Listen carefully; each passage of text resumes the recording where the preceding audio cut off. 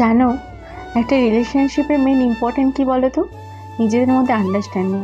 ওটা যদি ঠিক থাকে না, কখনোই তোমাদের মধ্যে কোনো ঝামেলা হবে না। কেন বলছি বলো তো? সেদিন ছিল আমার বরের জন্মদিন, কিন্তু বিভিন্ন কারণে সেদিন আমরা জন্মদিনটা সেলিব্রেট করে উঠতে পারিনি। সকাল থেকে আমার মিটিং ছিল অ্যান্ড আস্তে আস্তে প্রায় সন্ধে হয়ে গেছিলো, কিন্তু তাতে আমার হাজব্যান্ডের বিন্দুমাত্র আক্ষেপ নেই।